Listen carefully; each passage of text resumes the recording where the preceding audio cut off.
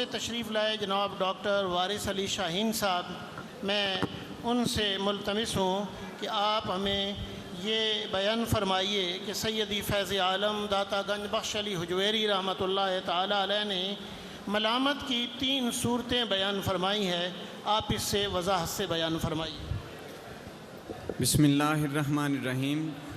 سب سے پہلے تو بہت بہت شکریہ کہ اس متبرک محفل کے اندر حاضری کا موقع عنایت فرمایا۔ جہاں تک ملامت کی 3 صورتوں کا ذکر ہے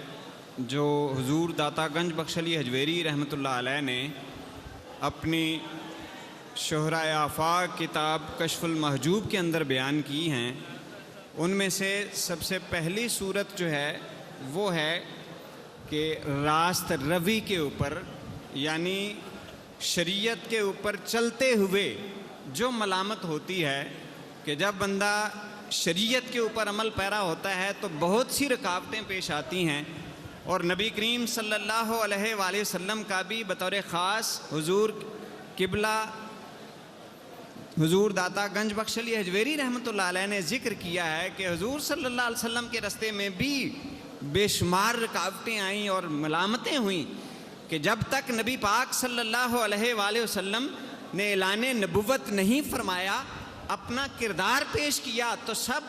آپ سے محبت کا اظہار کرتے ہیں اور آپ کو صادق اور امین کہتے ہیں، لیکن جو ہی نبی پاک صلی اللہ علیہ وسلم نے اس وحی کا نزول کے بعد اعلان نبوت فرمایا ہے تو ہر طرف سے ملامت اور تان کے تیر چلنا شروع ہو جاتے ہیں۔ تو حضور داتا گنج بخش علی حجویری رحمۃ اللہ علیہ نے پہلی جو صورت بیان کی ہے وہ ہے راست روی کے اوپر رہتے ہوئے، یعنی شریعت کے اوپر عمل پیرا ہوتے ہوئے جو ملامت ہوتی ہے، جو رکاوٹیں آتی ہیں، وہ پہلی صورت ہے، اور یہ اہل اللہ کے ساتھ پیش آتی رہتی ہیں۔ دوسری صورت جو حضور داتا گنج بخش علی حجویری رحمۃ اللہ علیہ نے بیان کی ہے وہ ہے قصد کرنے پر،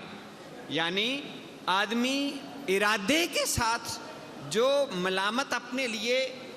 گردانتا ہے اور لاتا ہے، یا اسے مصنوعی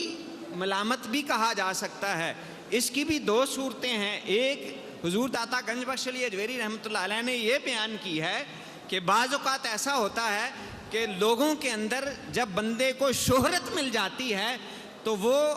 غرور اور تکبر کا شکار ہو جاتا ہے، تو اس کے اندر کمی لانے کے لیے آدمی یہ چاہتا ہے کہ اس کا یہ جو رتبہ اور مقام جو عجب و پسندی کی طرف لے جا رہا ہے، اسے تکبر کی طرف لے جا رہا ہے، اس کا خاتمہ کیا جائے، تو وہ ایسا عمل کرتا ہے کہ جس کے ساتھ اس کا وہ جو تکبر ہے، جو عجب پسندی ہے، وہ دور ہو جاتا ہے۔ یہ بھی اختیار کیے جائیں جو تکبر اور غرور کو مٹانے والے ہوں۔ یہ